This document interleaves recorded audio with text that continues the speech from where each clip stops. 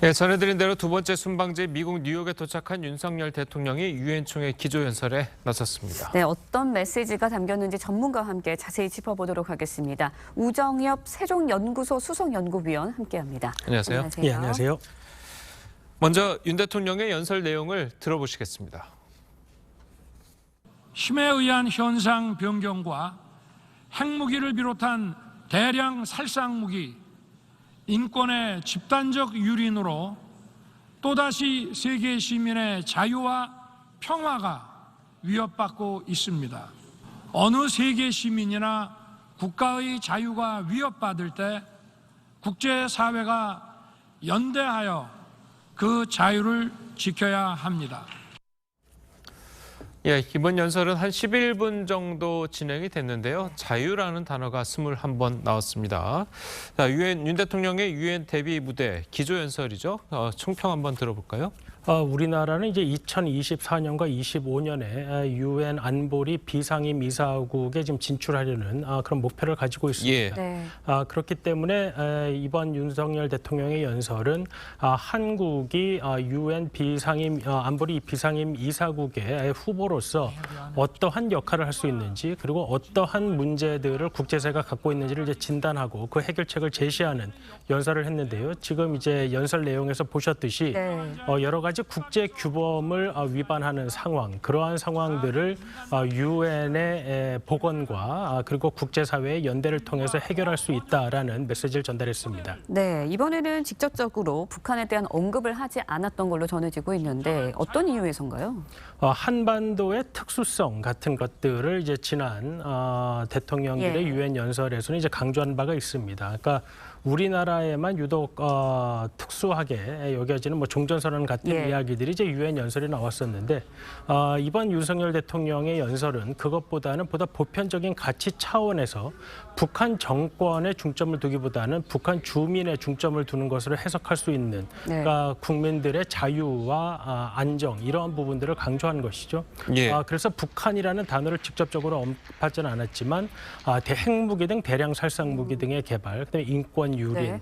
뭐 이러한 것들은 북한 문제의 보편적인 가치로서 적용할 수 있는 문제였기 때문에 북한이란 단어를 적시하지는 않았지만 북한 문제에 대해서도 충분히 국제사회가 공감할 수 있는 메시지를 전달했다고 볼 수 있겠습니다. 예, 네. 알겠습니다. 자, 그리고 윤 대통령이 이제 총회에 참석한 정상들 중에 이 기조연설 10번째로 연설에 나섰었는데 이 뭐 순서가 의미가 있는 겁니까?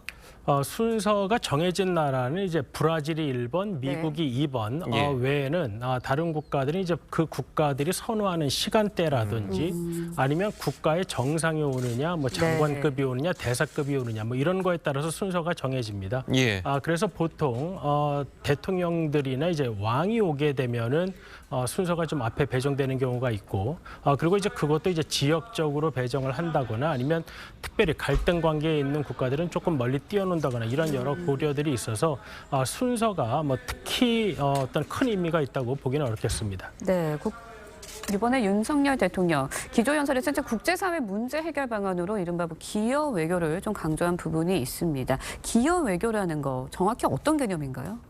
윤석열 대통령이 이제 지난번에 국내에서도 이제 자유라는 개념에 대해서 이야기를 했을 때 자유가 단순히 이제 정치적 속박에서 벗어나는 것뿐만 아니라 기본적인 생활 여건이 마련되지 않으면 충분한 자유를 실현하기 어렵다라는 이야기를 했었습니다. 그 이야기를 이제 국제사회로 연결을 해보면 한 국가가 정치적으로는 자유 상태일지도 몰라도 기본적인 생활 여건이 마련되지 않으면 그 국가에 생활하는 국민들이 자아를 실현하는 예. 기본적인 자유가 충족되지 않는다. 그렇기 때문에 그러한 여건이 충분한 선진국들이 그러한 여건이 충분하지 못한 국가들을 도와줘야 하는데 한국은 선진국 반열에 오른 국가로서 그러한 책무를 다하겠다라는 메시지를 이번에 전달했습니다. 네. 예, 알겠습니다. 자, 그리고 이번에 윤석열 대통령의 이제 순방 기간 동안에 한일 정상회담이 과연 이루어질 수 있을까? 이 관심이 몰리고 있거든요. 우리 그 대통령실은 한일 정상회담이 있을 것이다라고 얘기를 하고 있는데 반면에 이제 일본은 그렇지 않단 말이에요. 자, 이 상황은 어떻게 좀 봐야 될까요? 지난 5년 동안 이제 한일 관계가 매우 어려워지면서 일본 역시 이제 한국 문제가 매우 예. 정치적으로 껄끄러운 사안이 된 것이 분명해 보입니다. 예. 아직까지 이제 공식적으로 어떠한 회담이 될지 이제 발표된 바는 없지만 네. 우리 정부에서는 이제 한일 회담이 있을 거라고 했기 때문에 형식이 어떻게 될지 아니면 길이가 어떻게 될지 아니면 의제가 어떻게 될지에 대해서는 아직 알 수 없지만 네. 한일 정상이 만나서 어떠한 현안을 도출하기보다는 앞으로 보다 미래지향적인 관계를 설정해 나가자라는 정도의 이야기를 나누는 만남 정도는 있지 않을까 한번 추측을 해볼 수 있겠습니다. 네, 바이든 대통령과의 회담도 예정이 돼 있는데 회담에서 이제 인플레 감축법으로 인한 우리 전기차의 피해에 대해서 논의를 할 것으로 이야기가 되고 있습니다. 현실적으로 어느 부분까지 이야기를 할 수 있을까요? 이번에 이제 한미 정상이 만나게 되면 다자 회의 가운데 열리는 회담이기 때문에 어떤 현안을 두고 길게 협의를 하거나 결론을 도출해내는 그러한 시간은 아마 어려울 것으로 보입니다. 다만 이제 우리 대통령이 직접적으로 이 문제가 한국에 미치는 영향, 동맹 관계에 미치는 영향을 미국 대통령에게 설명을 함으로써 앞으로 이 문제가 이제 실무진에서 보다 구체적으로 해법을 도출할 수 있도록 하는데 도움이 되는 그러한 역할은 할 수 있지 않을까 생각이 됩니다. 예, 알겠습니다.